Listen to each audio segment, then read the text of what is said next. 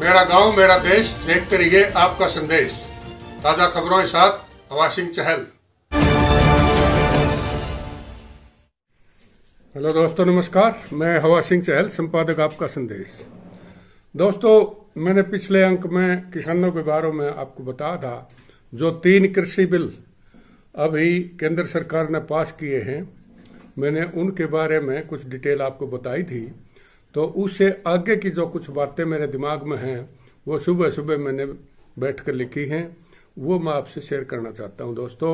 और इसका शीर्षक मैंने दिया है, शेरों को घेर कर मारने की कोशिश।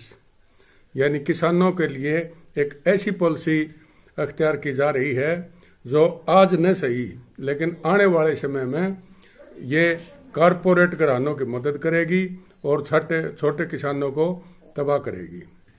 तो दोस्तों, पिछले अंक में मैंने आपको कृषि बिलों के आनन फानन में पास किए जाने के बारे में बताया था, और बिना एमएसपी गारंटी और बिना किसी कानूनी प्रावधान के ये बिल किसानों के हित में नहीं हो सकता, ये भी मैंने बताया था। आज जो दावा सरकार कर रही है, उसकी भविष्य में कोई गारंटी नहीं है। कई मर्तबा राजनीतिक पार्टियां जुबानी फैसले ले लेती हैं और प्रशासनिक आधार पर लागू भी किए जाते हैं और बाद में मौका देखकर हटाए भी जाते हैं। लेकिन जब एक स्थायी कानून बनता है तो उसमें किसानों की अनदेखी नहीं होनी चाहिए। इस देश का सबसे बड़ा दुर्भाग्य यही है कि यहाँ मौखिक तौर पर तो कुछ कहा जाता है, मगर अपना उल्लू सीधा हो जाने के बाद कुछ और हो जाता है। आपको याद होगा, जब हुड्डा सरकार थी तो स्वामीनाथन आयोग की रिपोर्ट लागू करने की केवल बातें ही नहीं होती थी, बल्कि आज के हुक्मरान अर्धनग्न होकर सरेआम बाजारों में प्रदर्शन कर अपनी छाती के बाल दिखाते थे। और जब ये भोले भाले किसान उनकी कुटिल चालों में आ गए तो सत्ता पर काबिज होते ही अपनी जबान से पलट गए और कहा कि हमने 2022 तक किसानों की आय को हम दुगनी कर देंगे। लेकिन इस देश के कमेरे किसान और मजदूर ने दोबारा से इसी लालच में फिर से उन्हें सत्ता पर काबिज नहीं करवाया, बल्कि पूर्ण बहुमत से सरकार बना दी। लेकिन अब जो श्रम सुधारों और किसानों की आमदनी बढ़ाने की जो बात का समय आया, तो दोनों के लिए जो कानून बनाए वो देश की जनता के गले नहीं उतर रहे। तो दोस्तों, यही चीजें तो मैं पहले भी आपको बताया था और आज फिर आपको आगाह कर रहा हूं। श्रम सुधार बिल भी श्रमिकों के हित में नहीं है। सभी श्रम संगठन व मजदूर यूनियन जो श्रमिकों के हितों की आवाज उठाती थी, सबसे पहले उन्हीं को शक्तिहीन बनाने का काम किया। भवन निर्माण व अन्य संगठनों की मोहर लगाने की जो पावर छीन कर बड़े ठेकेदारों व सरकारी कर्मचारियों और अधिकारियों को दे दी। अब मजदूर बेचारे दर दर की ठोकरें खाकर अधिकारियों के दफ्तरों चक्कर काट रहे हैं। सारे वहां उनकी कोई सुनाई नहीं हो रही। बिचौलियों को खत्म करने के नाम पर आढ़तियों व व्यापारियों के रोजगार छीनने जा रहे हैं। लोग समझ नहीं पा रहे कि बिचौलिए कैसे हटेंगे। अब कारपोरेट घराने की सीधे किसानों से बात थोड़ी होगी। आखिर उन्हें भी तो बिचौलियों की मार्फत ही माल खरीदना पड़ेगा। आढ़तियों का कमीशन तो फिक्स है और उतना ही मिलेगा। लेकिन जब बड़ी बड़ी कंपनियों के एजेंट किसानों के सौदे करने आएंगे उसकी फसल के, तो उसकी क्या गारंटी है? आढ़तियों से तो किसान और पल्लेदार व दिहाड़ीदार मजदूर अगाऊ राशि लेके भी काम चला रहे हैं। लेकिन इस बात की क्या गारंटी है कि बड़ी बड़ी कंपनियां भी उनको एडवांस पैसे दे देंगी? जब कोई कानून बनता है तो उसके दुष्परिणामों के बारे में भी बात होनी चाहिए।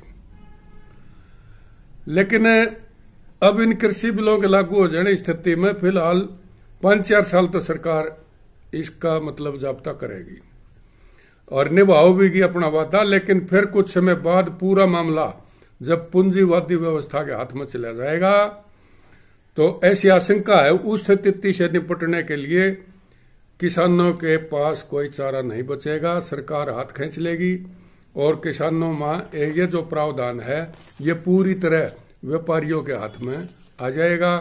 और इस मामले में सरकार और बड़े पूंजीपति कंपनियां ज्यादा से ज्यादा किसानों को खुश करने के लिए प्रशासनिक आधार पर आर्बिट्रेटर नियुक्त करेंगे, यानी कि सालिस नियुक्त कर सकते हैं जो सरकार का अधीन काम करेंगे।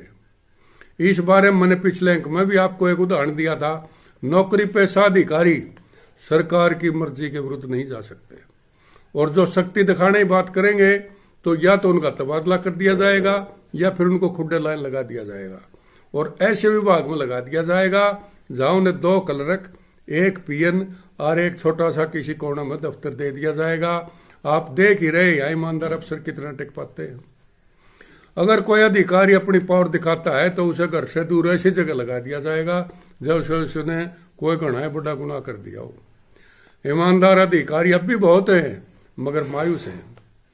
मैं आपको यहाँ रहबर आजम सर छोटू राम जी की एक बात बताना चाहता हूं, जो बार बार कहा करते थे कि हम भी आराम से उठा सकते थे घर पे रहकर, हम भी आराम उठा सकते थे घर पे रहकर, हमें भी पाला था माँ बाप ने बड़े दुख सह सह कर, रुखसार पे 2 आंसू बहें उन्हें ही तिल्प समझ लेना दिल बहलाने को, जब हमने वादिया गुर्बत में कदम रखा था बहुत दूर तक आई थी यादें वतन समझाने को। तो जैसे उन जैसी शख्सियों को आज हमें नमन करना चाहिए जिन्होंने अपनी पूरी जिंदगी संघर्ष में गुजार दी, लेकिन बड़ा अफसोस है कि कुछ राजनेता उनका नाम ले लेकर एक सीढ़ी के तौर पर उनको इस्तेमाल करके और आज राजनीति के शिखर पर पहुंचे, लेकिन वो उनका कहीं भी अनुसरण नहीं कर पा रहे हैं। चक्कर क्या है ये समझ से बाहर है, किस दबाव में वो काम कर रहे हैं।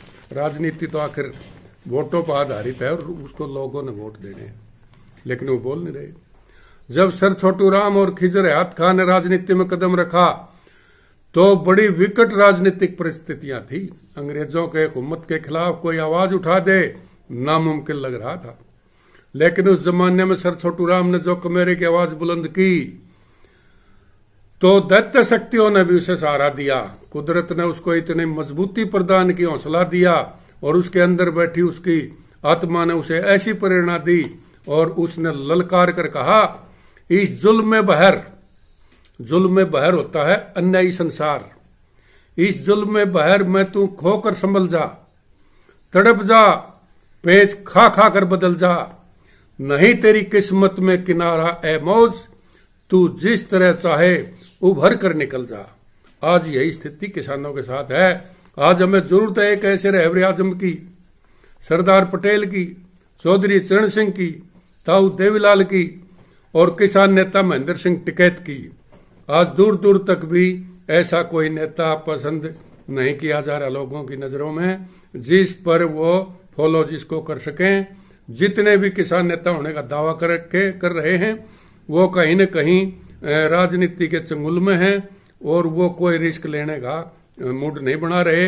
लेकिन मैं इतना जरूर बताऊंगा, जो इन भोले भाले किसानों के समर्थन ले जाएगा उसका भविष्य कभी भी खराब नहीं हो सकता। दोस्तों, आज सत्ता पर काबिज हुक्मरान इस कृषि बिल के केवल फायदे तो गिनवा रहे हैं, लेकिन जब इसमें कानूनी प्रावधान की बात आती है तो कारपोरेट घरानों के दबाव में या बड़ी कंपनियों के दबाव में एक शब्द भी मुंह से नहीं निकलता।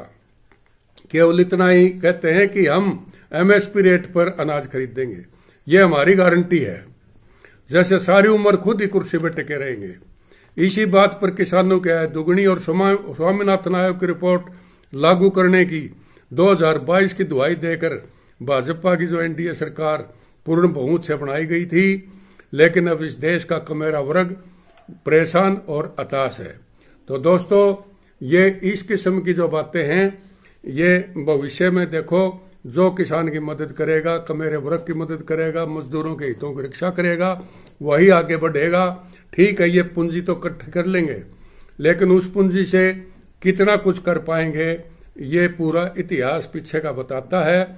यहाँ तो सिकंदर जैसे भी नहीं रहे थे, चले गए दुनिया से जो दुनिया के वाली थे, गए जब सिकंदर इस दुनिया से दोनों हाथ खाली थे। तो दोस्तों, आज इतना ही। अगले अंक में मैं कुछ और खास बात आपको बताऊंगा।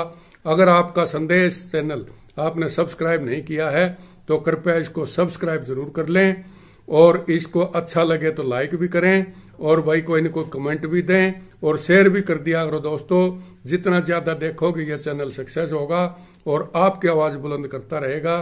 तो दोस्तों आज इतना ही, अगले अंक का इंतजार कीजिए। कल परसों तक अगला अंक मैं तैयार कर दूंगा।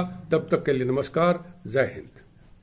जैसा देश वैसा भेष, देखते रहिए आपका संदेश हवा सिंह चहल के साथ।